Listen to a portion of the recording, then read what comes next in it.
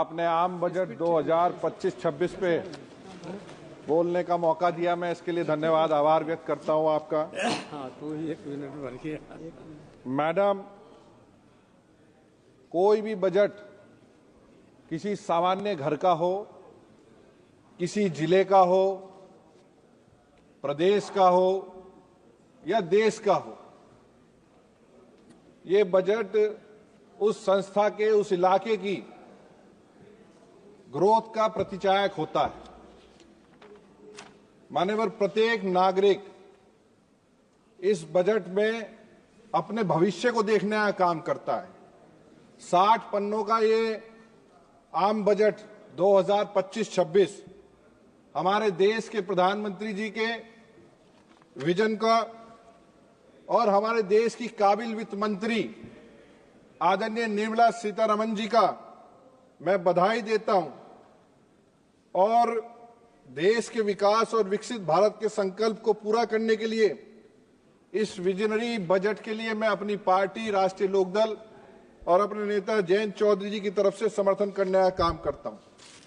मान्यवर, हमें समझना होगा कि जहां विश्व विकास दर 3% की दर से वृद्धि कर रही है और जहां हमारा पड़ोसी प्रतिद्वंदी देश चाइना 5% की दर से जो है विकास दर से वृद्धि कर रहा है, वहीं आज इन वैश्विक परिस्थितियों के दौरान भी भारत देश लगभग 6.5% की दर से वृद्धि कर रहा है।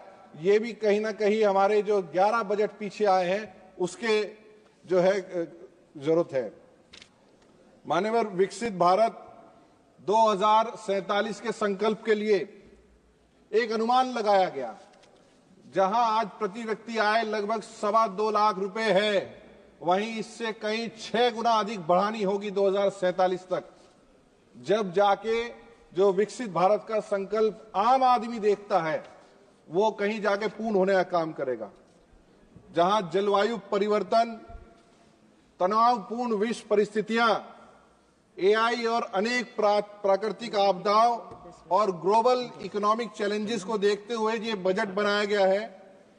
प्रधानमंत्री ने जहां मेक इन इंडिया का लक्ष्य देके पिछले दिनों भारत को आत्मनिर्भर बनाने का संकल्प लिया था, वहीं राष्ट्रपति जी के मेक फॉर वर्ल्ड के विजन को आदरणीय वित्त मंत्री जी ने आगे बढ़ाते हुए इस बजट में फ्रेम करने का कहीं ना कहीं काम किया है।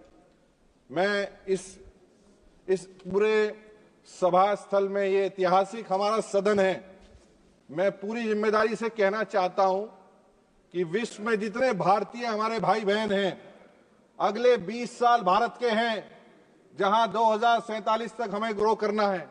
सबको आमंत्रित कहता हूं, जो लाइफस्टाइल और जो बेहतर व्यवस्था हिंदुस्तान में मिल सकती है, शायद विश्व में भी कहीं और मिलने का काम वो नहीं होगी।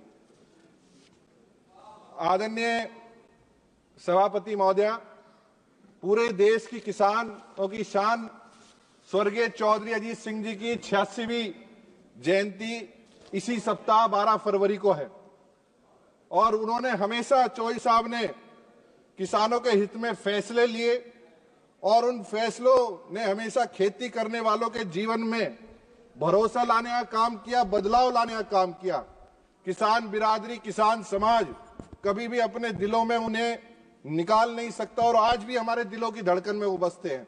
उसी विचारधारा को बढ़ाते हुए प्रधानमंत्री धन धान्य योजना, जहां 100 ऐसे जिले जो कहीं ना कहीं फसलों के प्रोडक्शन में पीछे हैं, उन्हें आगे बढ़ाने के लिए उन जिलों का शॉर्ट लिस्ट करना, उनको बजट के अंदर, योजनाओं के अंदर 5 तरीकों से उस क्षेत्र के किसान को सशक्त करना, चाहे क्रॉप सिलेक्शन से लेकर क्रॉप रोटेशन हो, भंडारण का उचित व्यवस्था करना हो, सिंचाई के नए व्यवस्थाएं करनी हो, ऋण का माध्यम हो, उचित उच्च जीन मॉडिफाइड बीजों का प्रत्यारोपण हो। ऐसी योजनाओं से लगभग 1.7 करोड़ किसानों का लाभ होगा।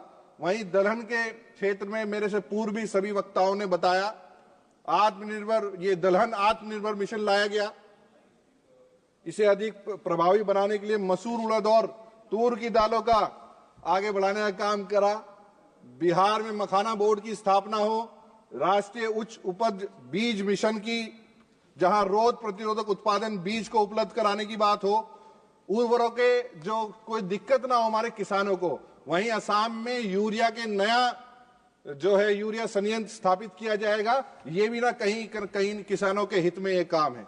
जीन बैंक की स्थापना हो, पशुपालन और डेयरी के लिए 1050 करोड़ रुपए की व्यवस्था करने की बात हो, और समृद्ध विकसित भारत की पहचान मजबूत खेती और मजबूत किसान, यह इस बजट का परिचायक है। 2024-25 के अनुपात में 25-26 में 34% से अधिक वृद्धि की गई है। इसके लिए मैं धन्यवाद देना चाहूंगा आदरणीय हमारी फाइनेंस मिनिस्टर को। पूरब से पश्चिम हो, उत्तर से दक्षिण हो, विश्व के सभी परिस्थितियों को देखते हुए आज डिफेंस के क्षेत्र में 20% से अधिक वृद्धि करी गई। आम बजट के अंदर यहां पक्ष और विपक्ष के दोनों लोग बैठे हैं, वो कहीं ना कहीं दोनों लोग इससे इत्तेफाक रखने का काम करते हैं।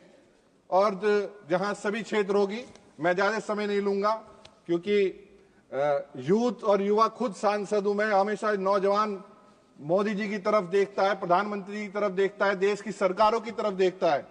आज प्रधानमंत्री जी और वित्त मंत्री जी ने देश के युवाओं की जो भविष्य है हमारा, सही रोजगार के अवसर प्रदान करने के लिए, चाहे हमारे फुटवेयर से लेके टॉय मेकिंग या कोई भी और प्रोडक्शन हमने बनाने का काम कराओ, ये नौजवानी है जो चाइना जैसे प्रोडक्शन आसपास के जो देश प्रोडक्शन लाइन में आ गए हैं, ये हमारे नौजवानों की ऊर्जा है।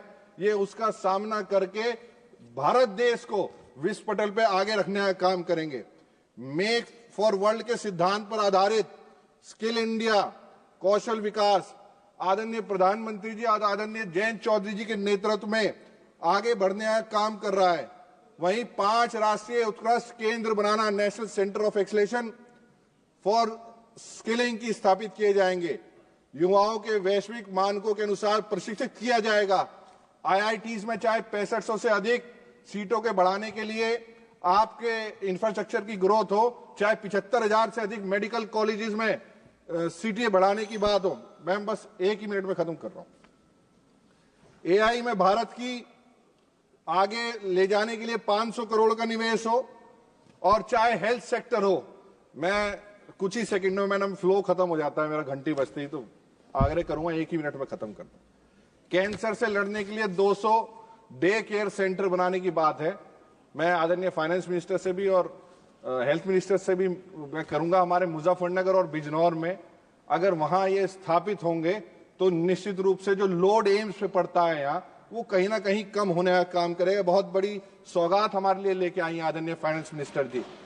और आदरणीय कैंसर मेडिसिन को टैक्स फ्री करना, बुजुर्गों को मेडिकल उपकरण अवार्ड कराना, ये सब बातें बहुत ही हितकारी हैं। चाहे पीएम स्वनिधि हो, जल जीवन मिशन हो, न्यूक्लियर एनर्जी हो, एयरपोर्ट्स हो, टूरिज्म हो, फसल जम प्लांट्स हो, और 12 लाख तक की आय वाले करदाताओं की, और ऐसे कई 60 पन्नों में बहुत सी बातें हैं जिनके लिए हम धन्यवाद करते हैं, समर्थन करते हैं इस आम बजट का। मैं इतना ही कहना चाहूंगा अपने नौजवानों को, कोई हथियार दिखाने वालों को, कोई गलत बात सिखाने वालों को हम अपना रोल मॉडल नहीं बना सकते। अगर हमें अपना रोल मॉडल बनाना है, देश की तरक्की को आगे ले जाना है, तो हमारे फाइनेंस मिनिस्टर की विजन हो, और एनडीए सरकार के जो जबरदस्त नीतियां हैं देश को आगे बढ़ाने की, उनका समर्थन के साथ आगे बढ़ने का काम करेंगे। मुझे आपने बोलने का मौका दिया, मैं इसके लिए बहुत बहुत धन्यवाद, आभार व्यक्त करता हूं।